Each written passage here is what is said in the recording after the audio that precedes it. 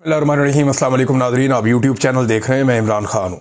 Nadreen, अब मैंने कुछ वीडियोस देखी हैं जो सोशल मीडिया पे गर्दिश कर रही हैं। असदुल्ला खान साहब हैं, हमारे बड़े अच्छे जर्नलिस्ट हैं और बड़े तगड़े सहाफ़ी हैं, बड़े मजबूत असाब के मालिक हैं। मैंने उनके साथ बहुत काम किया हुआ है। जब वो इंटरव्यू कर रहे थे ना उस आदमी का जो सैलाब के पानी में से निकल कर आया हुआ है, तो वो खुद बात करते करते एकदम पूरी तरह हिल गए थे और उनको बड़ा सदमा पहुंचा था कि ये बंदा बात क्या कर रहा है। वो ऐसी खौफनाक बात थी। ये आदमी सैलाब के पानी से निकल कर आया तैरता हुआ, इसका पूरा वजूद, इसके कपड़े गीले थे और जब ये बाहर आया तो लोगों ने बताया कि वहाँ से एक आदमी पानी में से निकल कर आया।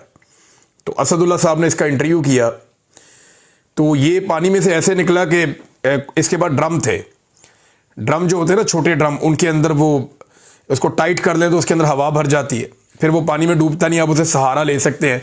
तो एक आधा बंदा जो थोड़ा बहुत हाथ पांव मारना जानता हो वो उसके सहारे कुछ दूर जा सकता है पानी में। अब सैलाब के पानी में से ये बंदा निकल कर आया। जब असदुल्ला खान साहब ने इससे पूछा तो इस बंदे ने क्या कहा, वो सुनकर मेरे भी रोंगटे खड़े हो गए। ये बताता है जी कि मैं 4 दिन तक पीछे पीछे भागता रहा हूँ इंतज़ामिया के, हुकूमत के, जो यहाँ पे मेजर मौजूद है उसके भी, जो रेस्क्यू वाले उनके, सबका कहता मैं सबके पीछे भागता रहा हूँ। मुझे किसी ने मदद नहीं दी, 4 दिन हो गए मेरे घर वाले फंसे हुए हैं पीछे। तो फिर वो ये बताता है कि जी किराए पे हमने एक कश्ती ली, बंदोबस्त किया और उसके अंदर हम बैठे, मगर वो कश्ती डूब गई एक दरख्त के साथ लगी आके। अब कई जो दरख्त हैं या उनके मुड हैं वो नीचे हैं पानी में ना, तो ऊपर पानी भर गया है, कई दरख्त नीचे रह गया है। अगर ज़्यादा पानी है, बाद वक्त कई दरख्तों को काटा हुआ होता है तो वो नीचे रह जाते हैं। तो वो दरख्त से कहीं टकराई है या किसी चीज़ से वो कश्ती टकराई है, उसने तो दरख्त बोला, वो कहते जी कश्ती डूब गई है। और असदुल्ला साहब ने उससे पूछा फिर अब वो पहुंच गए आपके घर वाले यहाँ पे? उसने कहा नहीं जी नहीं, वो सारे मर गए, वो कश्ती डूब गई है, मेरे घर वाले सारे मर गए। और ये इतना तकलीफ दे मंजर था जब मैं उसकी बात सुन रहा था। वो ये कहता जी रात के 9 बजे कश्ती डूबी है और ड्रम के साथ वो रोता हुआ वो शख्स बाहर निकला। ऐसे अफसोसनाक बना देना। एक औरत की मैंने वीडियो देखी, वो वहां पे दरिया के किनारे चलती जा रही है और चीखती जा रही है मेरे बच्चों को बचाओ, मेरे बच्चों को बचाओ, वो चिल्ला रही है।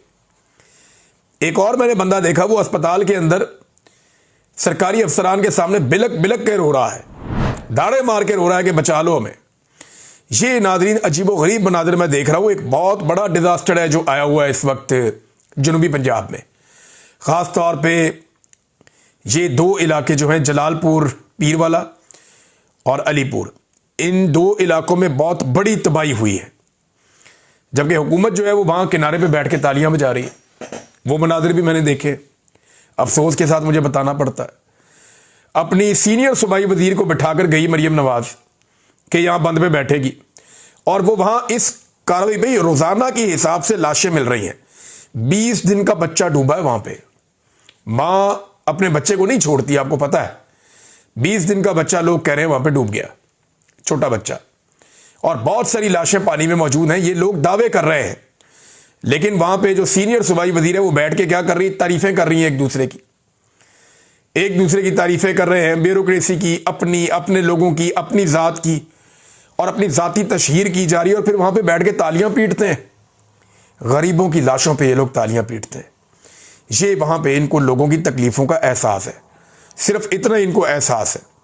वो एक नौजवान की वीडियो भी आई, वो बेचारा कह रहा है जी आप सारे मुआवजे बता रहे हैं, जानवर का इतना मुआवजा देंगे, फसल का इतना मुआवजा देंगे, घर का इतना मुआवजा देंगे, हमें मरियम नवाज ये भी बताया कि हमारी लाशों का हमें कितना मुआवजा देगी।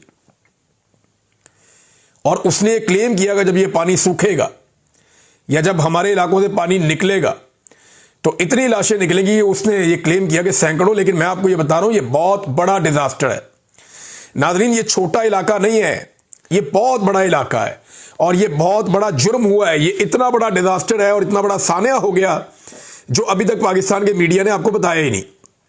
पाकिस्तान की एस्टेब्लिशमेंट भी इसको छुपा रही है, पाकिस्तान की हुकूमत भी इसको छुपा रही है। कोई आपको नहीं बता रहा कि कितने लोग मारे गए हैं। मुझे खदशा है, या जिन लोगों ने मुझे मैसेजेस किए या जो चीजें मुझे बताई हैं वहां पे, उनको अगर कोई भी अक्लमंद आदमी कैलकुलेट करे तो उसको अंदाजा हो जाएगा कि एक बहुत बड़ा इंसानी अलमिया हो चुका है जनूबी पंजाब में। मजीद अलमिया तो दूर की बात है, हो चुका है। और उसकी रीजन मैं आपको देता हूं कैसे। ये ज्यादातर लोग जो है ना, ये सिंगल स्टोरी वाले घर में रहते हैं। इनके घरों की 2 मंजिलें नहीं होती। गरीब लोग हैं, कच्चे कोठे हैं, बालों वाली इनकी छतें हैं और ये लिपाइयां करके दीवारें बनाते हैं। तो ये जो अलीपुर और ये जलालपुर के इलाके हैं, पीर वाला, ये जो सारे एरियाज हैं, इसमें लाखों लोग रहते हैं, बहुत बड़ी तादाद में इसमें आबादियां हैं। और इनमें जो मकानात हैं वो सिंगल स्टोरी हैं, ज्यादातर गरीबों के मकान हैं। तो वो अपनी गंदम, अपना आटा, चावल, दालें, अव्वल तो ये रोज बरोज सामान खरीदते हैं और जो इनके खाने पीने की चीजें स्टोर करने वाली होती हैं वो निचले फ्लोर पे स्टोर होती है, वो ऊपर कहीं नहीं होती। इन इलाकों में पानी आना भी नहीं था, यहां पे पानी छोड़ा गया है और नाकिस मंसूबाबंदी की गई है और जानबूझकर पानी छोड़ा गया है। यानी इंतजामिया को पता था वो क्या करने जा रहे हैं, उन्होंने बहुत बड़ा जुआ खेला इंसानों की जिंदगी के साथ। ये मैं आपको जिम्मेदारी के साथ कह रहा हूं। ये आमिर मतीन साहब का आप ट्वीट पढ़े ना, आपको कुछ चीजों का आइडिया हो जाएगा। ये उन एरियाज को बहुत अच्छी तरह जानते हैं और बड़े सीनियर जर्नलिस्ट हैं। वो ये कहते हैं कि क्या जलालपुर पीर वाला और अब अलीपुर में जो आफत आई है वो कुदरती आफत है या इसमें गफलत है, सियासी मफादात या इंतजामी नालायकी इसमें शामिल है। इन इलाकों के लाखों लोगों को डुबोना नहीं चाहिए था। अगर हुकूमत अपने बनाए हुए प्लान पर चलती, क्योंकि मुख्तस शुदा शेरशाह और मोहम्मद वाला बंद नहीं तोड़े गए।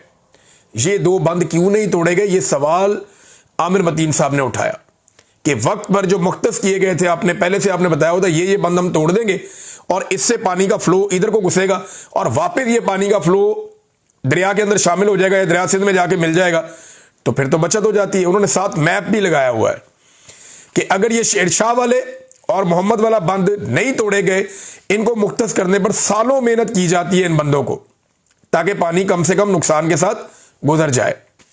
पूरी तसल्ली की जाती है कि पानी का बहाव रहे।